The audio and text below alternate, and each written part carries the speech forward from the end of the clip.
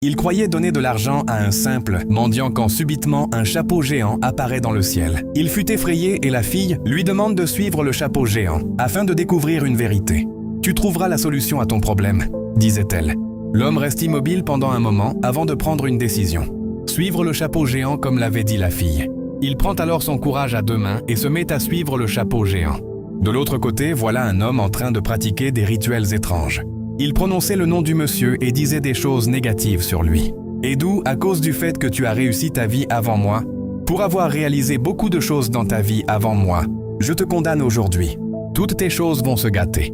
Tu vas traverser énormément d'épreuves dans cette vie avant de t'en sortir. Tu vas perdre tout ce que tu as et ça te sera très difficile de trouver $1 dans ta vie. » Le monsieur suivait toujours le chapeau sans détourner le regard. L'homme était toujours en train de dire des choses négatives sur lui. « Edu, tu vas beaucoup souffrir avant de pouvoir manger dans ta vie. Tu n'auras plus $1 sur toi pour manger avec, » disait-il. Le chapeau géant conduisit le monsieur jusqu'au niveau de la maison où était l'homme qui le condamnait. Et s'en va. L'homme, ne sachant pas ce qui l'attendait, entre discrètement dans la maison et y trouve son meilleur ami qui était en train de prononcer son nom tout en le condamnant. Il crie aussitôt son nom et il se retourne et le voit derrière lui. Il était effrayé et lui demande ce qu'il cherchait là en ce moment. Le monsieur lui demande pourquoi le condamnait-il. « Tu me demandes pourquoi je te condamne.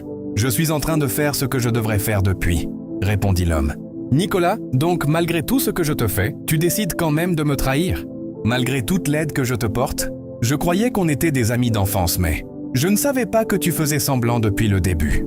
Ma réussite ne t'a jamais rendu heureux et tu as toujours eu de la haine envers moi. » L'homme lui demande alors de se taire immédiatement. « Tu ne sais pas ce que j'ai vécu moi. Moi qui suis plus âgé que toi, tu as réussi ta vie avant moi. Je ne peux jamais accepter cela.